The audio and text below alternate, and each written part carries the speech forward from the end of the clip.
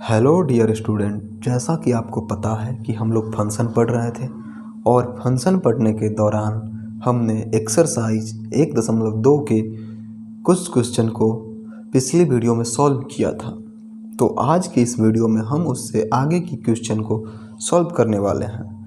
तो जैसा कि आपने पिछली वीडियो में देखा था कि हमने क्वेश्चन नंबर 2 के एक क्वेश्चन को हम लोगों ने सॉल्व कर लिया था। तो आज जो हम लोग 2 नंबर क्वेश्चन से सॉल्व करेंगे। तो 2 नंबर क्वेश्चन क्या है मेरा? 2 नंबर जो क्वेश्चन है मेरा, ये इंटीजर का है। f टेंड्स टू इंटीजर है z और गिवन बाय fx जो दिया है वो x² है। तो ये हमारा फंक्शन दिया है। अब इसको चेक करना है।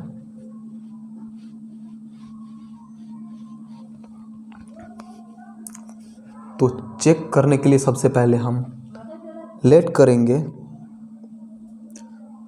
कि 1 फंक्शन चेक करना है। तो लेट पहले x1 is equal to x2 करना पड़ेगा 1 फंक्शन चेक करने के लिए। तो हम लोग सब पहले ले लेते हैं कि x1, x2 आर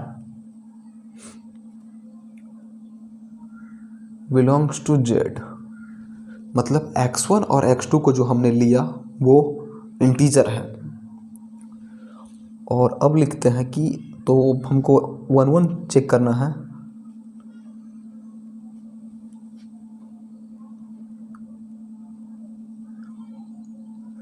अब 1 फंक्शन हमको चेक करना है। तो 1 फंक्शन के लिए हमने पढ़ा था कि x1 is equal to x2 होना पड़ेगा 1 फंक्शन के लिए। तो f into x1 is equal to f into x2। fx का वैल्यू जो दे रखा है x², तो x1 का square is equal to x2 का स्क्वायर। अब क्या देखना है कि x1 is equal to x2 आ रहा है, x1 is equal to x2 आ रहा है तो नहीं आएगा। x1 does not equal to x2, तो ये 1 फंक्शन नहीं होगा।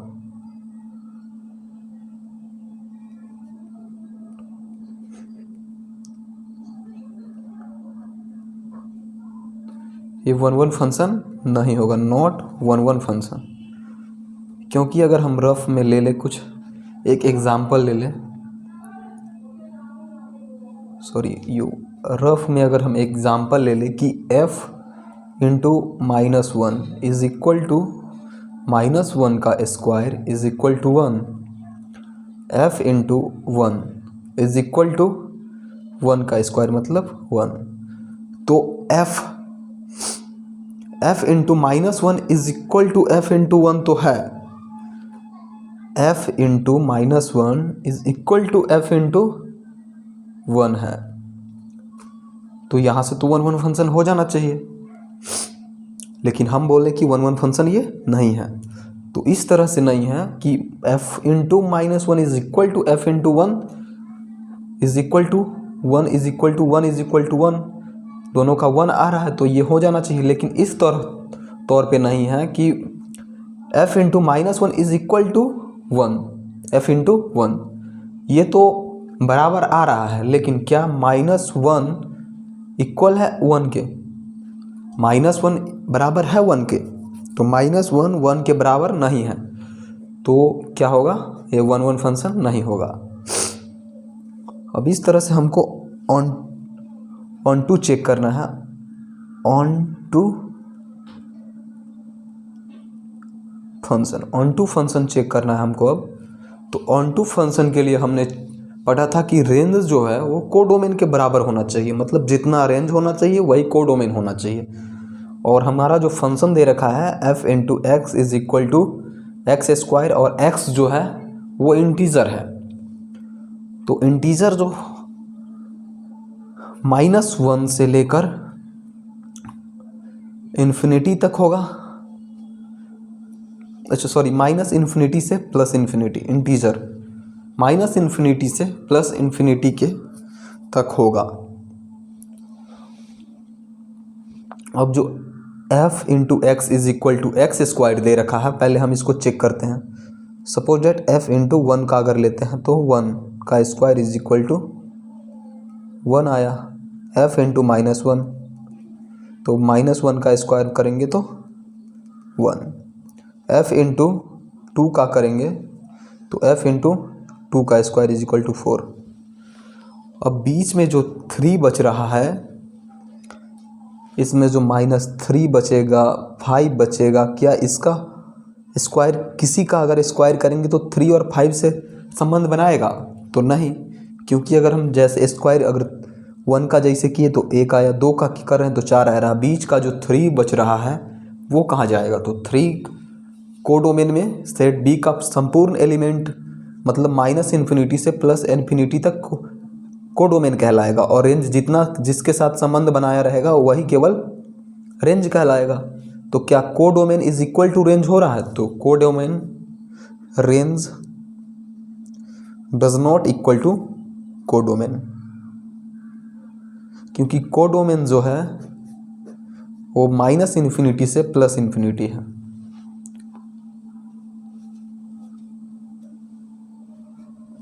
तो इस तरह से ये ऑन टू फंक्शन भी नहीं है। अब जो हमारा तीसरा जो क्वेश्चन है,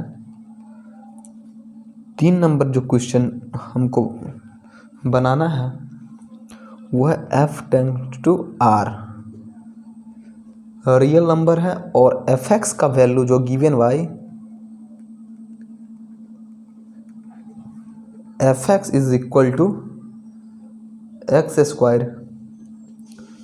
तो अब हमको क्या चेक करना है कि ये 1 1 है और 1 2 है। तो सबसे पहले let x1 and x2 are belongs to real number. x1 और x2 रियल नंबर में बिलोंग कर रहा है, तो होना चाहिए x1 is equal to x2, ये होना चाहिए स्क्वायर।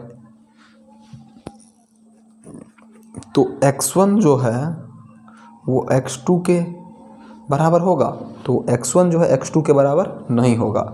फिर इसी तरफ से हम जैसे देखे थे कि x1 x2 के बराबर नहीं होगा, रियल नंबर कहते हैं, तो रियल नंबर के तौर पे ये x1 जो है x2 के बराबर नहीं होगा।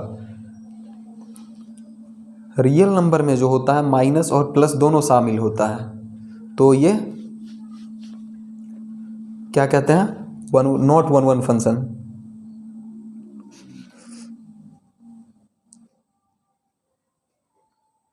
Not 1 1 function. अब यहाँ पे हम ऑन टू चेक कर लेते हैं।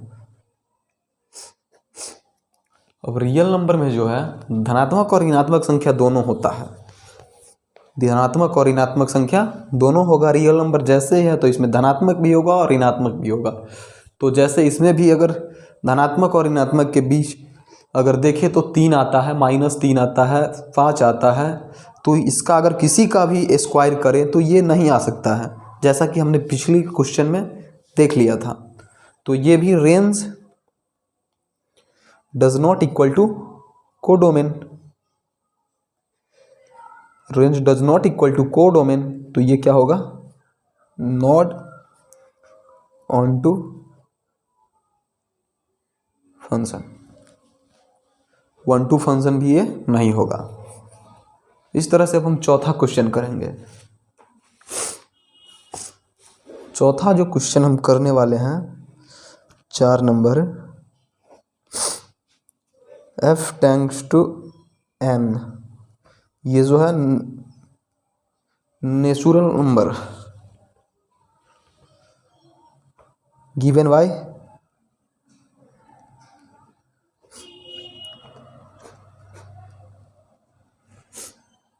Bye fx is equal to x Q.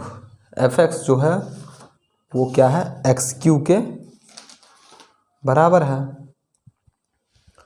तो सबसे पहले अब हम लेंगे, लेट करेंगे, let x1 and x2 are belongs to natural number. x1 और x2 जो है वो नेचुरल नंबर को बिलोंग कर रहा है, और f into x1 is equal to f into x2। अगर 1 1 चेक करना है तो ये हमको करना पड़ेगा। तो 1 1 के लिए हमने ये किया। तो 1 1 अगर देख रहे हैं, जैसा कि हम देख रहे हैं यहाँ पे कि ये जो है नेचुरल नंबर केवल धनात्मक संख्याएं हैं।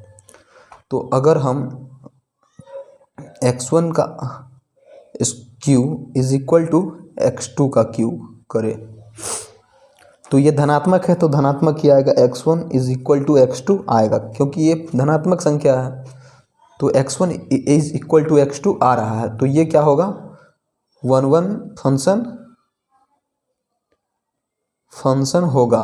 ये 1 1 फंक्शन है। अब इसका जो हम ऑन टू चेक करेंगे, ऑन टू फंक्शन अगर चेक करेंगे तो क्या कहता है कि f इंटू एक्स, ये हमारा फंक्शन दिया है। अब इस पर चेक करते हैं, f into 1 is equal to 1 का Q is equal to 1, f into 2 is equal to 2 का क्यू इज इक्वल टू 8। तो इस तरह से देख रहे हैं कि एक के बाद जो 2 3 4 जो बच रहा है वो गैप बच रहा है। तो इसमें भी अगर जो हम देखें कि रेंज जो है कोडोमेन के बराबर नहीं है। तो इसको भी लिखेंगे नॉट ऑन टू फंक्शन।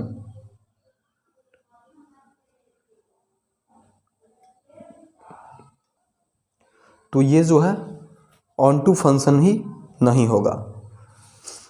अब अगला जो है 5 नंबर क्वेश्चन हम लोग करने वाले हैं, 2 का 5।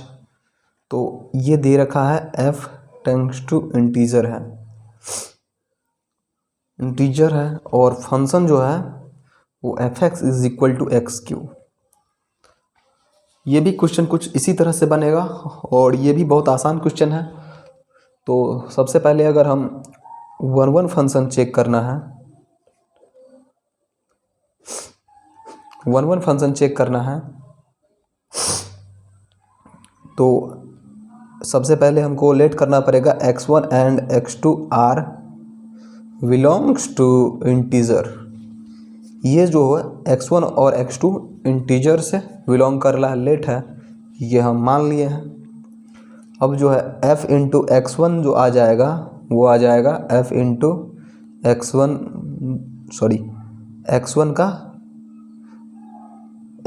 x2 f into x2। तो f इंटू x1 का वैल्यू आ जाएगा x1 का q is equal to x2 का q। तो क्या x1 और x2 इसमें बराबर हो रहा है? तो सबसे पहले हम रफ लेते हैं, रफ f इंटू -1 का अगर q करे तो -1, और f इंटू 1, तो f इंटू 1 का क्या करेंगे, अगर 1 का q करे तो क्या आएगा 1। तो ना इसमें ये बराबर हो f ऑफ x बराबर हो रहा है, और ना ही इसका जो वैल्यू निकल रहा है ये बराबर हो रहा है। तो इसमें अगर हम -1 का जैसे लिए तो -1 आया। इस तरह से अगर यहाँ पे -1 को अगर लें तो -1 ही आएगा। तो इसका जो वैल्यू आएगा q अगर करेंगे तो समान वैल्यू आएगा। जैसे अगर -2 का लेते हैं तो -2 का अगर लें तो 2 का q जो कर माइनस में आएगा आंसर, और इधर भी x2 का वैल्यू जो भी है वो भी माइनस में आएगा आंसर। तो ये जो है x1 is equal to x2 हो रहा है। तो ये क्या होगा, ये होगा 1 1 फंक्शन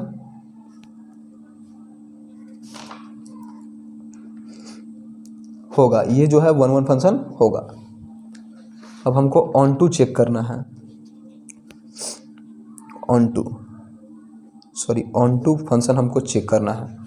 तो ऑन टू जैसे ही हमको चेक करना है, अब क्यू लेकर, और फंक्शन ये दे रखा है कि f x is equal to x cube, f का वैल्यू 1 लेते हैं तो 1 का Q is equal to 1, f का वैल्यू अगर -1 लेते हैं तो -1 का क्यू इज इक्वल टू -1, और f का वैल्यू अगर जैसे ही हम 2 लेंगे तो क्या आ जाएगा कि 2 का Q is equal to 8।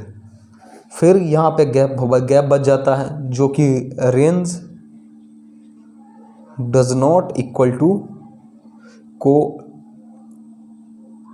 Domain को दर्शा रहा है। जैसे ही बीच में गैप आ रहा है तो रेंज जो है does not equal to codomain को ये क्वेश्चन जो है दर्शा रहा है, तो ये होगा नॉट